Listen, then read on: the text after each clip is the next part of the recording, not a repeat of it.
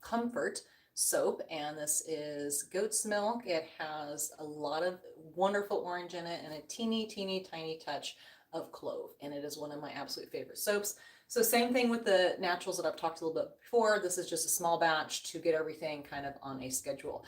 Now I'm again in a different spot. If you can see that window behind me where the sun is, that is south facing, and in the wintertime it just kind of blinds me. Unless it's a cloudy day, it's wonderful. But this time of day, the sun would be really terrible on that side. I do typically work on that side, but we're over here today. One thing I did yesterday, I cut the Cosmo Mojito soap, and I did have some people pop on. It was awesome, but I can't see the comments on here, and I'm just not going to even worry about it. But I know there are some comments. I did have to watch a few videos to see where to find those. And when the video's done, the comment thing, you have to like swipe to see it. They did say that sometimes it takes 24 hours to show up. Sometimes they don't show up at all. So if you have any comments, any questions, things like that for the future, save them and just stick them in the actual comments. It seems like it takes about 10-15 minutes for the videos to actually show up on YouTube once the live is done. And so save them for that, and I'll go ahead and just pop in there or answer them for the next time. So I'm going to go ahead and cut this. This is the Comfort one. And see how pretty that is? So I use rose hip powder, and it's going to have a different design on the other side. I have rose hip powder when it goes through that gel phase.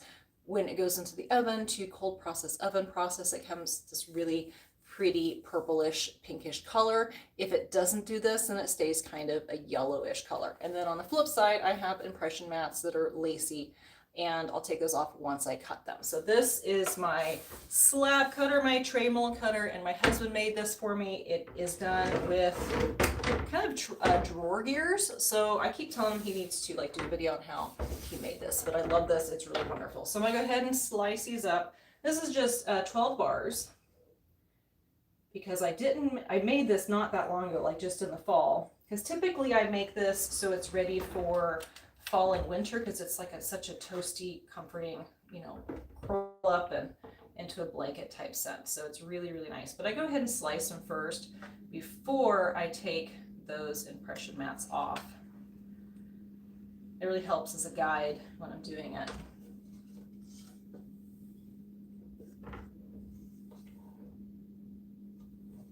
And then later this week, I'm not quite sure when I'm going to do it. I have a lot of things going on, but I'm going to start doing some of the spring soaps. And with that, the first one, actually I did one in December, and that's this one right here. And that's going to be available really soon. This one I'm actually naming after my older sister.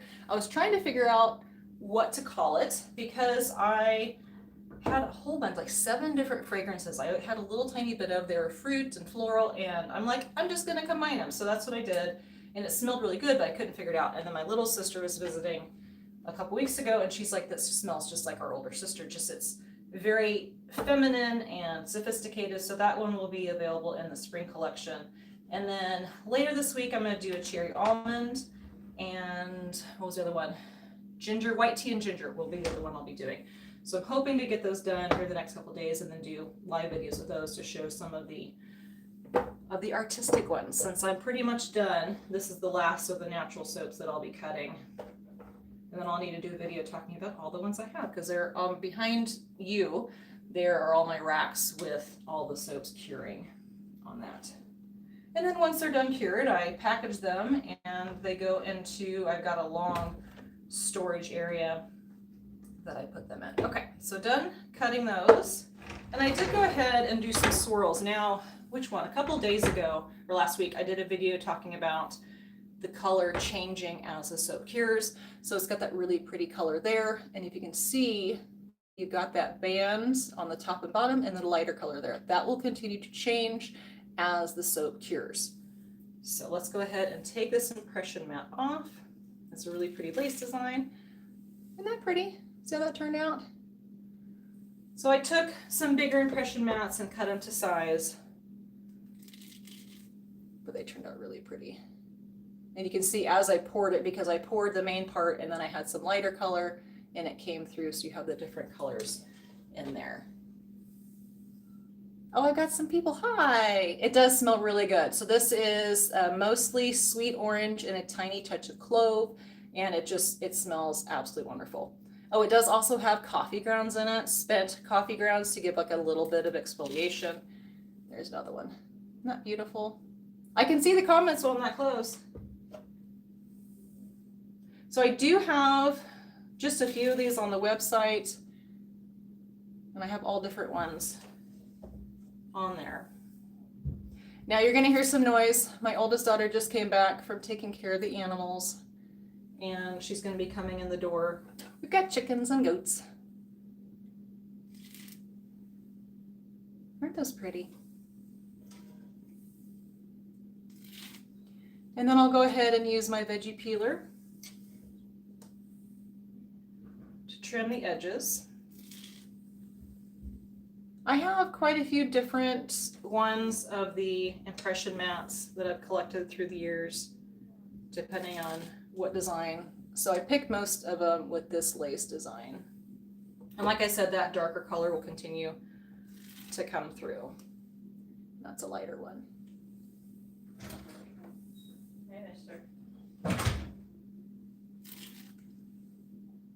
All right, one more, and then I'll go ahead and bevel the edges, a few of them to show you how I do that. There you go. Oh, hi, honey. My husband's on. He's watching. He's like, hi, wife. Now you're going to embarrass me. Am I turning red? So beveling the edges, I just use a veggie peeler. That's the easiest way to do it. And I do have another beveler, but this is so much faster.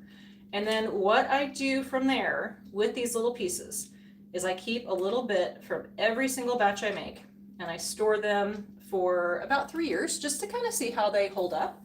And then once that's done, then I make a no waste soap with that. If you want to watch the live from yesterday, I'll talk a little bit about no waste soaps, and then we donate it. So once I have all these done, I will save a small ball. Let me grab one real quick. So I'll save a small one, kind of like that size, and then I put it in storage for a few years, and then the rest of it I roll up into a bigger ball, and then I will put them in the freezer. And at the end of the year, I make a no waste soap. My daughters actually helped make that. They do it for National Honor Society project, and then they will donate that to a local safe house. And let me show you that. So here are a couple of them they made, so you can see the bigger ones, and so I don't throw away any scraps of soap. So we went ahead and made this, and they will finish up the project and they'll go ahead and donate it there. So like I said, I keep all of them, and for the natural ones, the soap that I cut yesterday, let me grab one of those real quick. I've got more shelves under here. So this is the one that I did yesterday. So all those planets and stars, those were the natural soaps, the leftover pieces that I rolled up and extruded with extruder dust. So I'm going to go ahead and finish these up. But if you have any questions, save them for when I am done and the video is on YouTube once the live is done. And then I will either answer them there or answer them again later. So I will see you guys later, hopefully towards the end of the week when I cut the other soaps. The ones behind me, those are testers, all the different colors. So you guys take care, have a wonderful day, and we'll see you again soon.